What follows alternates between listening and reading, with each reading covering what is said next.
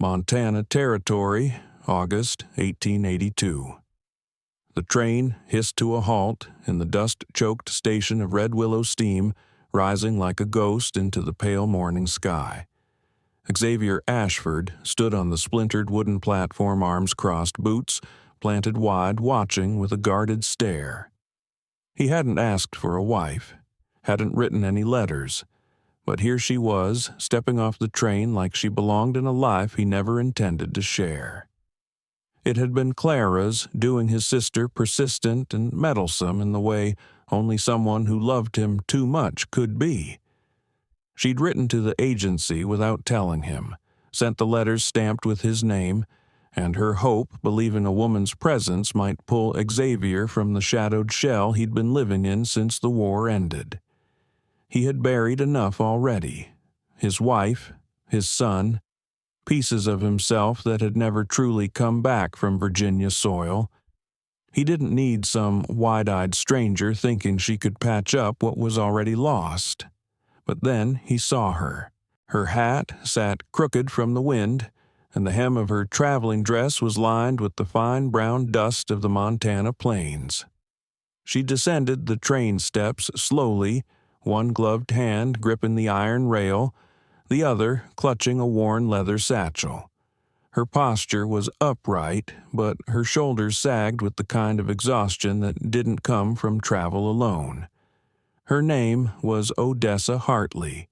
He knew that much from the letter Clara had waved in his face like a winning hand. 23 from Pennsylvania. No family left, no prospects, a woman with nowhere else to go and nothing tying her to the world she'd left behind. Odessa's eyes swept the platform, hope flickering and falling in a breath. Then she looked down, her lips pressed tight, and he saw the glint of a single tear sliding down her cheek before she brushed it away, quick and discreet. That was all it took. A hook in his chest, sudden and sharp. "Damn it," he muttered under his breath, and before he could think better of it, he was already moving. She flinched when he stopped in front of her. "Miss Hartley," he asked. Her eyes met his, green rimmed with red but steady. "Yes, I'm Xavier Ashford." He should have told her the truth then and there, that he hadn't meant for her to come, that it was a mistake not hers but his. But something about the way she stood still and composed despite everything stopped him. That tear, the fact that there hadn't been more of them. She held herself together like a barn stitched with old nails in silent prayer. "I'm sorry," she said quickly, her voice soft but clear. "I know this may not be what you wanted. I can find work in town. I'll pay my way until I can afford you'll come with me." He cut in, surprising even himself. "You came all this way. I won't have you sleeping in some saloon room." She blinked. "Truly, I have a wagon waiting." He reached for her satchel. She hesitated, then let him take it. It was heavier than it looked. They rode in silence, the wagon creaking over dry trails leading out of town. Odessa sat straight beside him, hands folded in her lap, eyes scanning the wide hills and pale sky. The sun cast everything in gold. Her jaw stayed clenched tight. "You have family?" he asked at last. She shook her head once. "None left. My father died 3 winters ago. My mother before that." A pause. "The man I was promised to married someone else before I returned from caring for my father. I suppose that made me someone else's problem." Xavier glanced at her. "You were no one's problem." Odessa looked over at him. Really looked. "Your sister said you needed someone. She was wrong. So was I." They said no more until the ranch came into view, a 2-story house, simple but strong, with a wraparound porch and a view that stretched to the farthest edge of the valley. The barn leaned a little, and the windmill groaned in the breeze, but the fences held firm. Odessa stared at it all, blinking slow. "It's beautiful." Xavier didn't answer. He helped her down from the wagon, carried her satchel inside, and pointed down the hall. You can take the room at the end. I'll sleep in the attic. You'll be safe here." Odessa's hand fluttered at her skirt. "Thank you. I'll show you the land tomorrow," he said. "You can decide then if you want to stay." "I already decided on the train," she replied quietly, "but I'll see it anyway." That night, Xavier stood alone at the porch rail, the sky above turning to indigo. He thought about the woman sleeping down the hall and the strange calm she brought with her. Uninvited, unexpected, and maybe just maybe necessary. Odessa didn't arrive like someone waiting to be rescued. She stepped into Xavier's world without hesitation or complaint. The very next morning, before the sun had crested the hills, she was outside feeding the chicken sleeves, rolled up skirt pinned back, moving with the calm efficiency of someone who had long since learned to survive. She never asked where she fit. She simply started fitting. By noon, she had cleared a small patch of land behind the kitchen and begun turning the soil with an old hand spade. When Xavier passed by on his way to check the fence lines, he saw her planting neat rows of onions and beans, hands dirty, but movements precise. That afternoon, she found a torn shirt left hanging behind the door, took it without a word, and stitched it back together by the firelight. Her needle moved fast and sure. She wasted nothing, not thread, not time, not breath. She was a mail-order bride by accident, but she carried herself like anything but. Xavier noticed.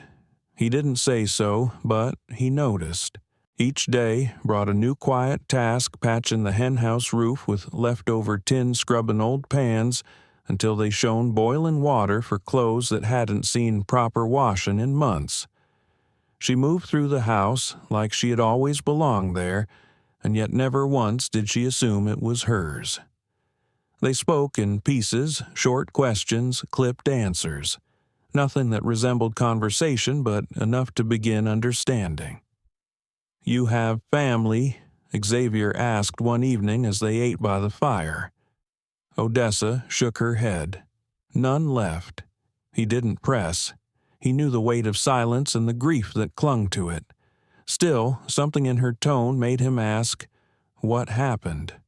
"My father died 3 winters ago," she said, staring into the flames. "My mother long before that. The man I was supposed to marry chose someone else while I was caring for my father. I guess I became a problem no one wanted to solve." "You're no one's problem," he said, voice low but steady. She looked at him, then really looked and nodded once. "Your sister said you needed someone." She was wrong. So was I. They left it there. But neither of them moved away. By the 4th day, Odessa had learned the rhythm of the land. She rose with the light, moved without direction, and left behind small signs of care: a mug rinsed and turned upside down to dry a tin of salve, placed by the barn for Xavier's cracked knuckles, a strip of cloth tied around a fence post to mark where wire needed replacing. She never sought approval. She didn't need it. On the 6th morning, Xavier stepped out onto the porch and found her laughing with Clara over coffee, the sound light and unfamiliar on the wind. He stood still, mug in hand, unsure why the sound hit him so deep. That evening, Odessa wandered past the barn and found a small grave beneath a wind-twisted pine. She stood over it for a long while, arms folded, lips pressed tight, her eyes catching the last of the sunlight. Xavier found her there, wordless. "It was my wife," he said quietly, "and our son." Odessa startled but didn't step back. "I'm sorry. I didn't want another wife," he added. "Not because of you, just because it hurts." She nodded slowly. "I didn't want to be someone's second choice." "You're not." Their eyes met. Odessa stepped closer. "I'm not asking you to forget," she whispered, "but I came here with nothing but hope. I don't want to lose that, too." He reached for her hand. She let him take it. "I don't want to lose you either," Xavier said, and for the first time since he'd buried the past, something inside him stirred not pain, but something like beginning.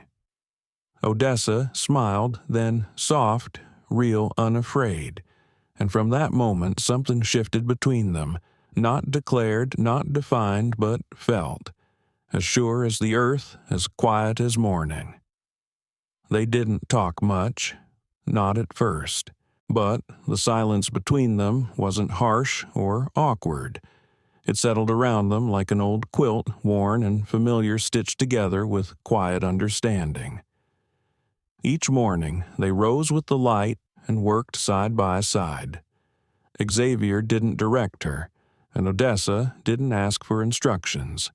She simply joined him, hauling wood-mending fence posts, brushing down the horses, pulling weeds from the garden. She moved with the rhythm of the land, adapting to it as though she had grown from the soil herself. One morning, as the sun climbed over the ridge, they worked together, laying new wire along the back pasture. Odessa drove the stakes into the earth with a rock, her palms red and raw. Xavier handed her the next post without a word, his fingers brushing hers briefly, neither of them pulling back. By midday, they sat beneath the kitchen window to catch the breeze. Odessa sipping water from a tin cup, her dress streaked with dirt and sweat. Xavier leaned back against the wall beside her, arms resting on bent knees. "You work harder than most men I've known," he said at last. "I didn't come here to sit idle," she replied, not looking at him. He studied her for a moment. "You ever think about going back?" "No," she said. "There's nothing east of the Mississippi I care to see again." He didn't push, but something in her answer made him ask more. "What did you love once Odessa was quiet?" "Then books, music. I played piano before my father sold it to pay the doctor." "Did you hate him for that?" She shook her head. "No, it bought him 4 more months. I would have sold my hands for that." Xavier didn't respond. He didn't need to. The silence between them deepened, no longer empty, but full of shared echoes, grief, sacrifice, and the quiet shape of survival. That evening, while looking for lamp oil in the storage loft above the barn, Odessa stumbled upon an old leather-bound ledger wedged beneath a heap of burlap sacks. It was heavier than it looked. She opened it gently, the pages smelling of dust and smoke. Inside, rows of numbers, feed logs, weather notes, all written in Xavier's tight, orderly hand. But further in the notations changed. Short lines, dates, a different kind of record. Her fingers stopped beneath one simple entry, January 3rd. Levi coughed through the night. Didn't wake come morning. Odessa closed the book carefully. She didn't read more. She didn't need to. She stood there for a long time in the still loft, her breath shallow, her heart aching not for herself, but for the man who had written grief into numbers because words were too sharp. When she climbed down the ladder, the rain had turned to mist. Xavier stood outside the smokehouse, sharpening a scythe in the slow, even strokes. He looked up as she approached. "You go looking for something?" he asked, nodding toward the barn. "Lamp oil," she replied. "But I found something else." He wiped his hands. "I figured I'd lost that ledger." She didn't hand it back. Instead, she held it against her chest, thumb pressed gently to the spine. "You kept his name," she said. "Xavier didn't speak right away. I couldn't say it out loud, not for a long time. Writing it helped." She stepped closer. "You don't have to explain." "I know," he said, "but I want to." She waited. I told myself I'd bury it with them. The wanting, the memory, the noise of it all. He looked at her eyes, clear but weary. "Then Clara sent those letters, and you stepped off that train." He exhaled, and I saw someone who knew what it meant to keep going with empty hands. Odessa offered the book back to him. I think this belongs inside." He took it, their fingers brushing. "Thank you." They walked toward the house together, beneath the soft gray sky, the windows glowing faintly with lamplight.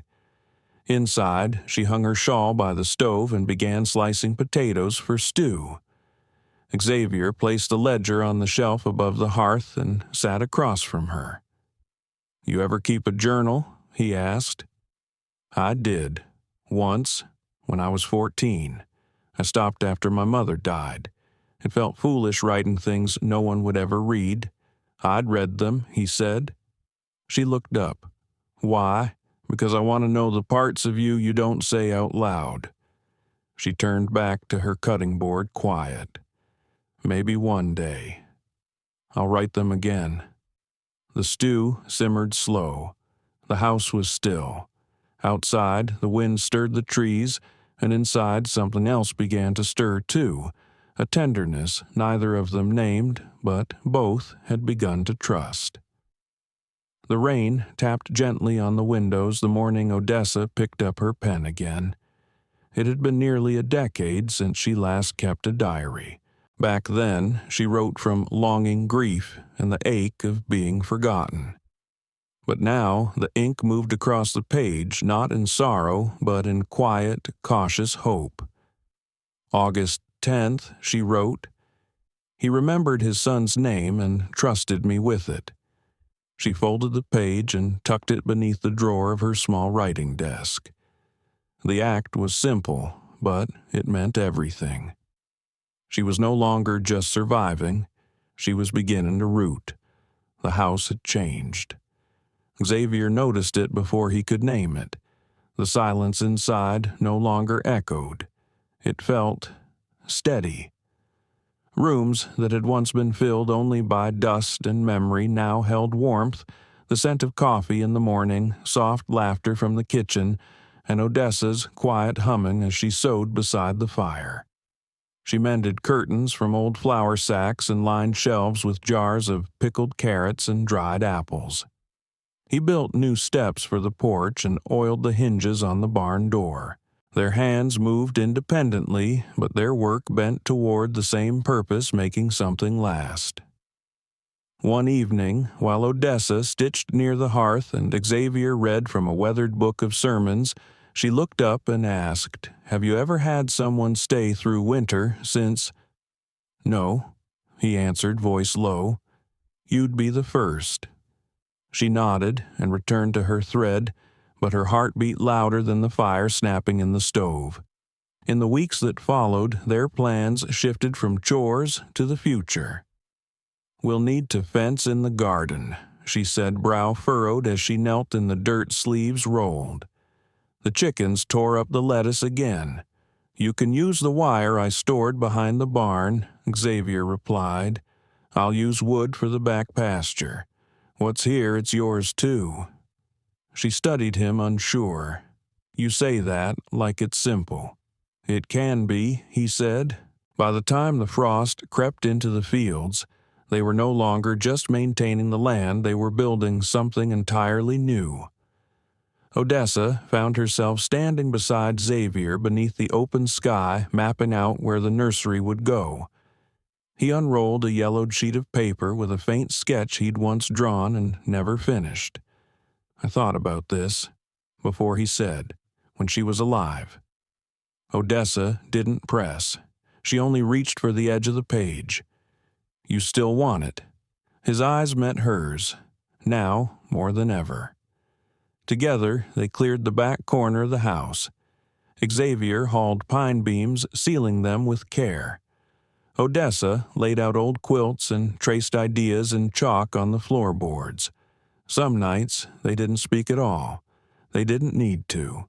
She would place a steaming bowl of stew in front of him, and he would brush the hair from her eyes as she leaned over the fire. Their love, if it could be called that, yet grew in the space between words, a steady rising built on trust, not declarations. One morning, as they shelled beans for canning, Xavier glanced sideways. "You ever think of leaving again? I used to," she said. "Now I think about planting plum trees come spring." he smiled. "We'll fence them in deer strip and bear otherwise. I figured we'd do it together." They did. Winter came early that year, biting and long, but the house held firm. Inside, Odessa stitched, while Xavier carved her thread crossing fabric like memory, his knife shaping cradle slats from fallen elm. Love didn't come to them like a blaze. It arrived slowly, steadily, like the way the morning light crept over the hills. One night, as the wind pressed against the shutters and the firelight flickered low, Xavier reached across the table for her hand. "You've changed this place," he said. "I've only cooked a few meals and planted some things. That's not what I meant." She looked into his eyes and saw its certainty. "Safety. It feels like a home again," he added. She nodded. "To me, too. And in that quiet warmth beneath the old rafters and beside a man who once lived like a ghost, Odessa Hartley finally belonged not because someone said she did, but because she had helped shape it with her own hands and heart." The first frost came early that year, clinging to fence rails and creeping across the valley floor. Odessa stood at the window one morning, hands wrapped around a warm mug steeped with mint leaves from her drying rack. The porch was rimmed with white, and the distant trees looked like they'd been dipped in silver. Behind her, Xavier was rolling blankets and securing the cedar chest with its worn leather strap. His boots scraped lightly against the floorboards as he stood. "They sent word from Bozeman," he said. "The county clerk's riding circuit again. He'll be in Red Willow next week." Odessa turned, heart quickening. "You mean the marriage clerk?" Xavier nodded once. Quiet, steady.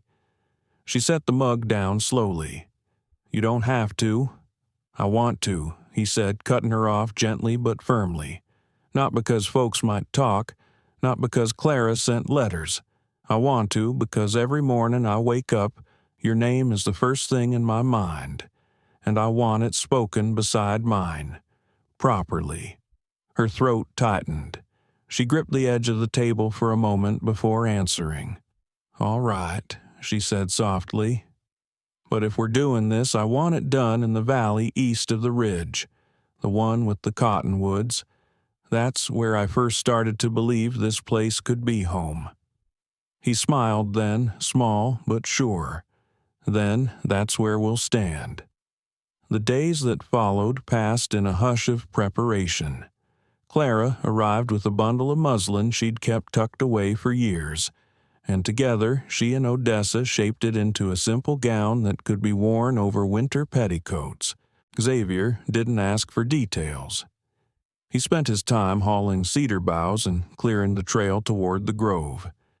It was the same grove where Odessa had once pointed to a hawk gliding across the sky and said, "This is where I'd like to rest someday."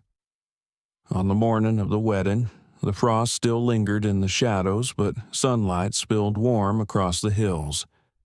Odessa wore her hair pinned with a single silver comb, her mother's, and stepped quietly into the valley. Xavier was already waiting. His coat was brushed, boots polished, and a new iron buckle cinched at his waist. The clerk, a soft-spoken man with a tired pony and paper-thin hands, read the vows in a voice that matched the hush of the trees. The words lifted lightly, like smoke on the breeze. When it was time, Xavier took Odessa's hands, rough palms folding gently over her fingers. "I haven't always known what to say," he began, voice low but certain. "But I've always known what not to lose. You're that, the thing I won't lose." Odessa blinked back tears but did not look away.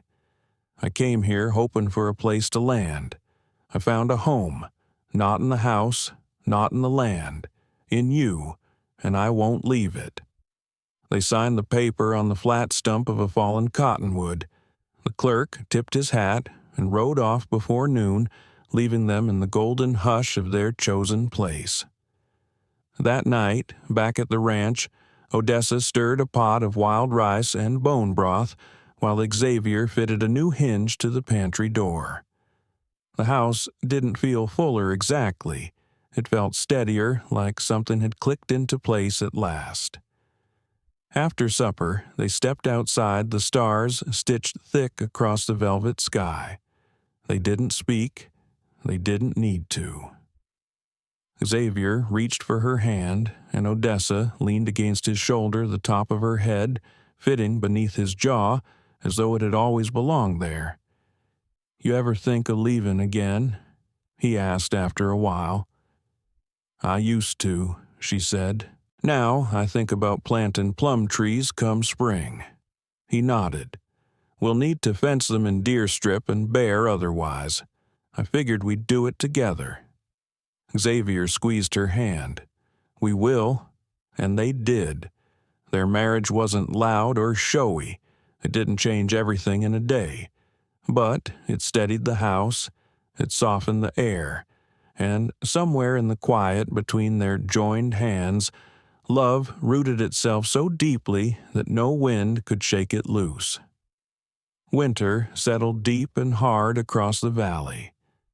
Snow gathered thick on the rooftops, wind howled through the gaps in the fence, and the world turned quiet beneath its white hush. But inside the house, warmth held fast. Odessa stitched curtains from old flour sacks, her fingers quick and steady, while Xavier sealed window frames and hauled cedar logs to the porch. The hearth burned bright day and night, its steady crackle a heartbeat in the silence. They worked as one without needing to ask. She canned the last of the apples. He smoked the venison.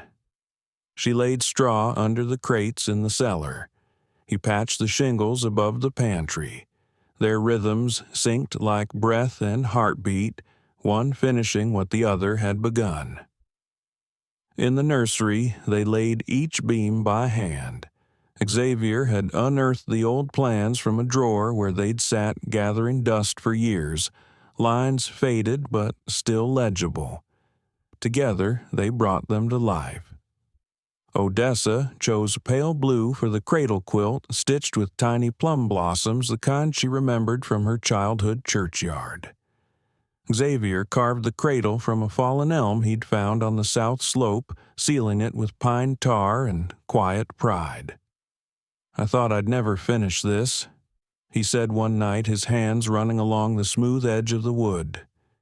"You didn't finish it then," Odessa said, smiling. "But you did now."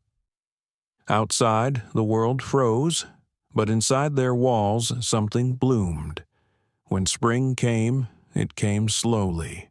The ground softened in patches, the frost reluctant to leave. Odessa stepped out one morning, a basket on her hip, and knelt at the southern slope. There in soil, still cool from winter, she planted the seeds Xavier had found for her phlox, the pale purple ones that smelled like honey in the sun. "I've never had anyone plant something for me before," she'd whispered when he handed her the packet. "You've already planted plenty for me," he'd replied. Then, one quiet morning, as the first buds began to appear on the plum saplings, their son was born. The house filled with a new kind of sound, small, strong cries and the rustle of cloth and cradle.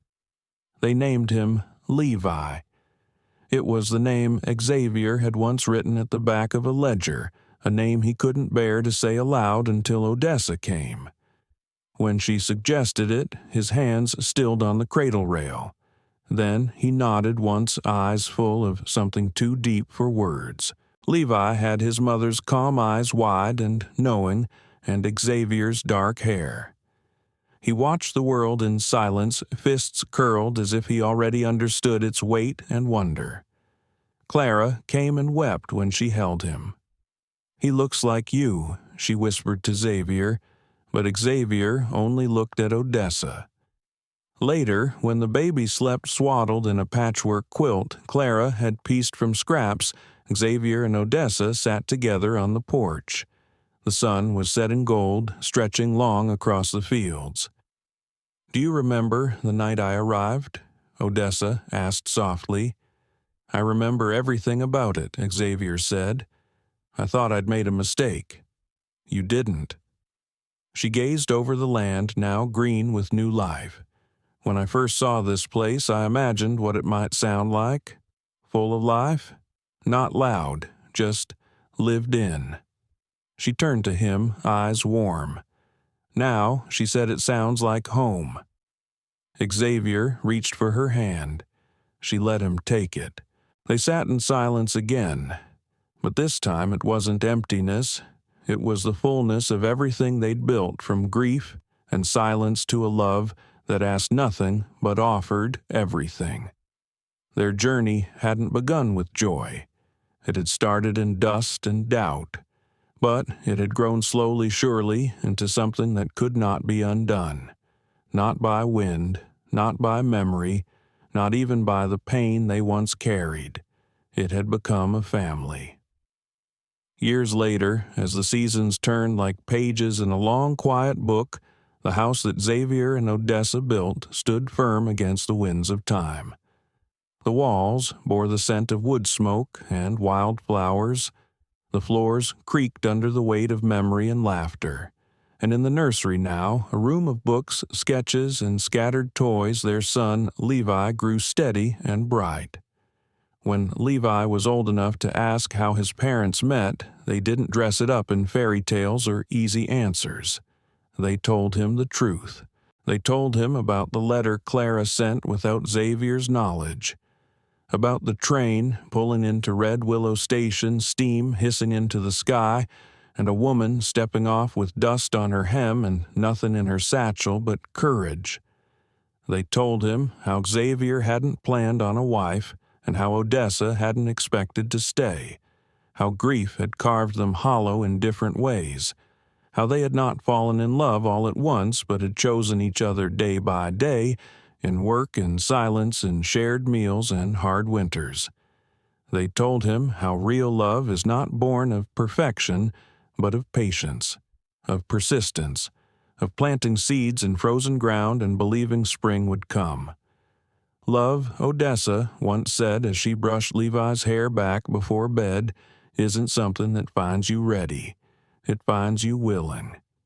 She had come to Montana expecting to be tolerated, perhaps fed, perhaps given shelter, but never fully seen, never truly known. Instead, she had found a man who spoke less than he felt, and a home that grew stronger every time she chose to stay.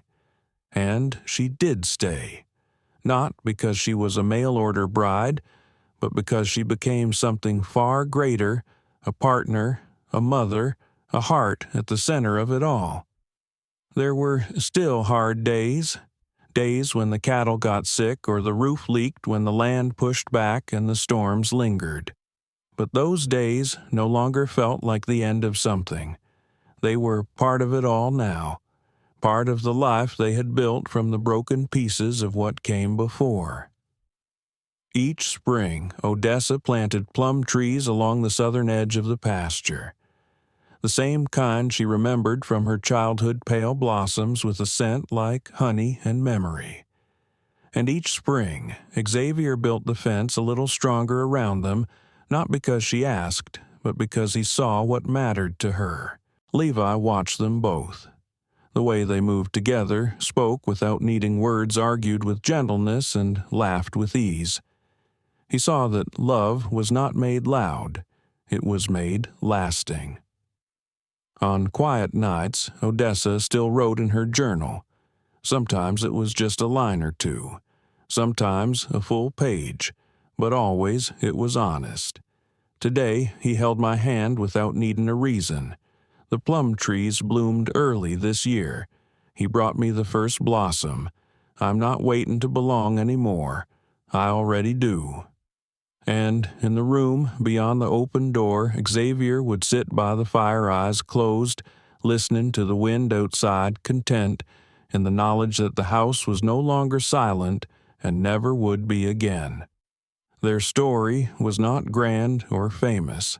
It would not be carved in monuments or echoed in songs. But it was true, and it was enough, because two people, each carrying pain, each unsure, chose to stay, to build, to forgive, to love without needing it to be easy. And in doing so, they created something rare, a life shaped by gentleness, forged by effort, and rooted in hope. Sometimes the most powerful beginnings rise from places of grief, silence, and uncertainty. This story reminds us that even after deep loss, people can rebuild not just houses or routines, but trust, purpose, and love. Healing is possible when we choose to show up for each other quietly and consistently. Love is not always loud. It often lives in the everyday acts of care, respect, and staying. Being alone does not mean being incomplete. Odessa arrived with nothing but courage and hope and found a home, not because she was perfect, but because she was real. You don't have to chase love. You just have to remain open to building it one honest moment at a time. Your value is not in being chosen, it's in being seen respected and staying true to yourself until connection meets you where you are. Love isn't proven in grand gestures, but in shared labor, quiet listening, and choosing each other, especially on hard days. A strong relationship is not about finding someone who completes you, but about becoming teammates in the daily work of life.